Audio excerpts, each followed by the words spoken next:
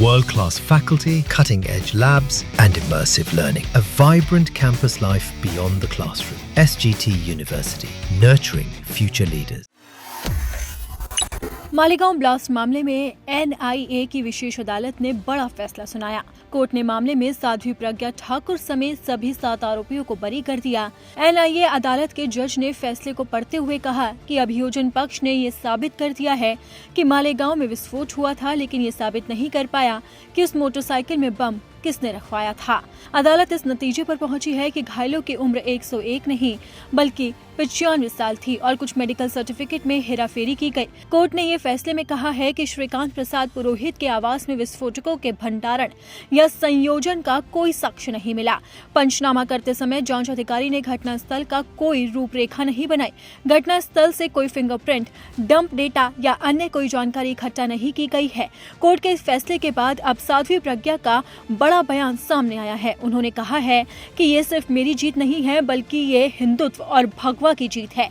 इसी के साथ ही कहा जा रहा है कि जब अदालत ये फैसला सुना रही थी तो कोर्ट में खड़ी साध्वी प्रज्ञा की आंखों से आंसू बह रहे थे और वो कोर्ट में सबके सामने बिलक बिलक कर रोने लगी थी। और अब अदालत ने उन्हें बड़ी राहत दी है, जिसके बाद उनका बड़ा बयान भी सामने आया। साध्वी प्रज्ञा ने अपने बयान में कहा है कि मेरा जीवन बर्बाद कर दिया गया। 17 साल मुझे यातना ही सहनी पड़ी और मैं काफी ज्यादा परेशान थी। मैं मानसिक तौर पर भी काफी परेशान हुई। मुझे अपमानित भी किया गया, यहाँ तक कि मुझे आतंकवादी भी बना दिया गया।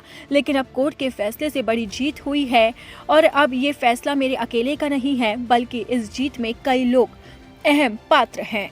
और साध्वी प्रज्ञा के इस बयान से साफ होता है कि वो इस फैसले के बाद काफी ज्यादा खुश हैं। आपको बता दें कि 29 सितंबर 2008 को लोग रमजान का महीना और नवरात्र के त्योहार में बिजी थे। रात करीब 9:35 पर मालेगांव के भीखू चौक पर बम ब्लास्ट हुआ। चारों तरफ धुआं और लोगों की चीखों की आवाज सुनाई देने लगी।